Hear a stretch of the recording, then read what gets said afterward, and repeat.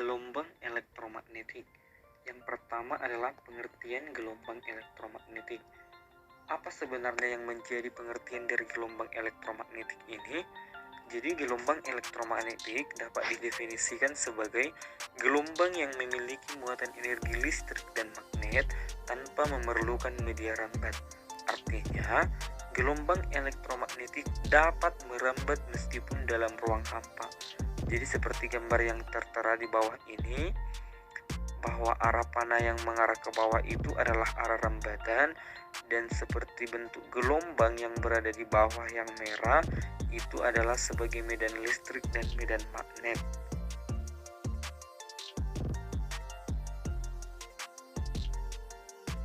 Yang kedua itu adalah sifat-sifat gelombang elektromagnetik. Adapun beberapa sifat-sifat dari gelombang elektromagnetik itu, yang pertama adalah perubahan medan listrik dan medan magnet terjadi pada saat yang bersamaan. Yang kedua, gelombang elektromagnetik dapat merambat dalam ruang hampa. Yang ketiga, besar medan listrik berbanding lurus dengan besar medan magnet. Yang keempat, arah medan listrik dan medan magnet saling tegak lurus, dan arah keduanya tegak lurus terhadap arah rambat gelombang. Nah, dari beberapa sifat yang sudah disebutkan, dapat dikatakan bahwa gelombang elektromagnetik merupakan gelombang transversal. Nah, karena gelombang transversal, maka gelombang elektromagnetik ini dapat mengalami polarisasi, peristiwa pemantulan atau refleksi, pembiasan atau refraksi, interferensi, dan pelenturan atau difraksi. Selanjutnya C adalah persamaan gelombang elektromagnetik.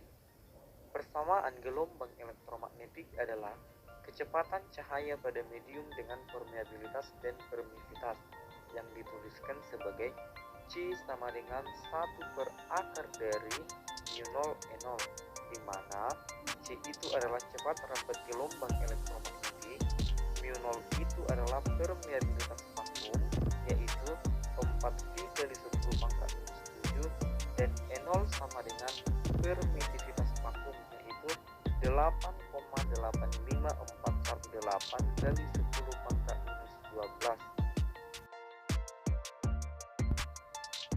Yang terakhir adalah spektrum gelombang elektromagnetik.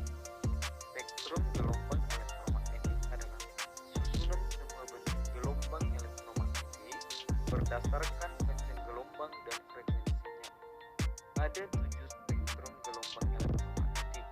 Yang pertama adalah gelombang radio, yang kedua gelombang mikro, yang ketiga sinar inframerah, yang keempat cahaya tampak, yang kelima sinar ultraviolet, yang keenam sinar X, dan yang ketujuh adalah sinar gamma.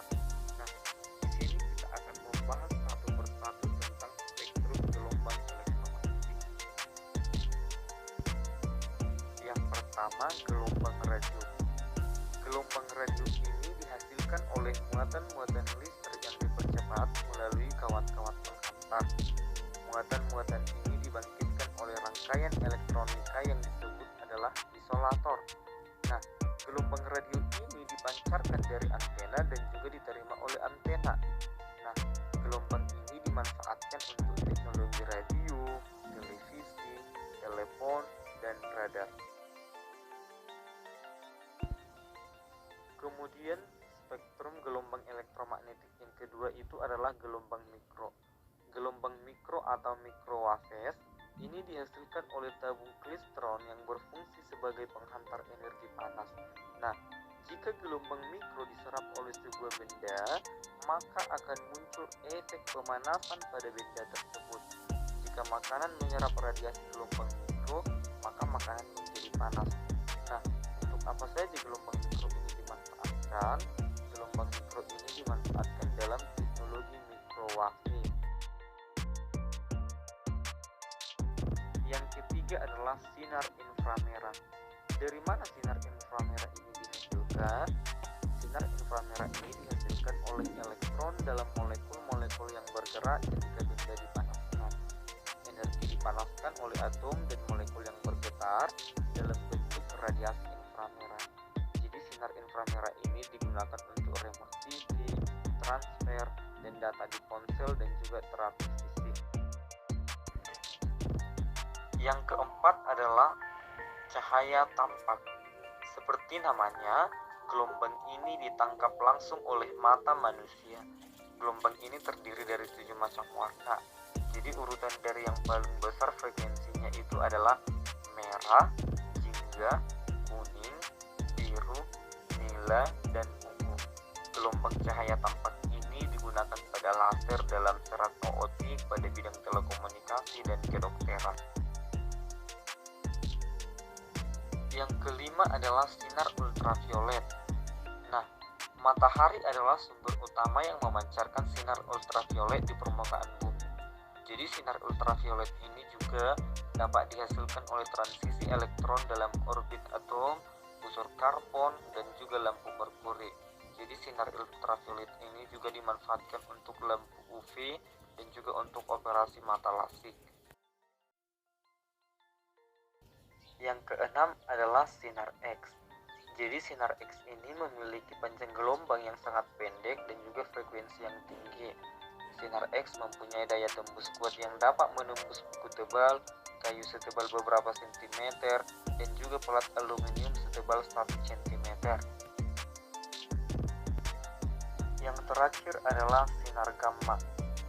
Sinar gamma ini mempunyai frekuensi antara 10 Hz sampai 10 Hz atau panjang gelombang antara 10 cm sampai 10 cm. Jadi gelombang sinar gamma ini dihasilkan dari peristiwa peluruhan radioaktif atau inti atom yang tidak stabil. Sinar gamma ini memiliki daya tembus paling besar hingga mampu menembus besi. Gelombang sinar gamma ini digunakan untuk melestarikan peralatan medis dan juga proses radioterapi dalam pengobatan kanker. Jadi, kesimpulan yang bisa saya ambil dari penjelasan yang sudah saya utarakan adalah bahwa radiasi elektromagnetik adalah kombinasi medan listrik dan medan magnet yang merambat, melewati ruang dan membawa energi dari satu tempat ke tempat yang lain. Demikian penjelasan yang boleh saya paparkan mengenai radiasi elektromagnetik. Semoga bermanfaat. Akhir kata saya ucapkan sekian dan terima kasih.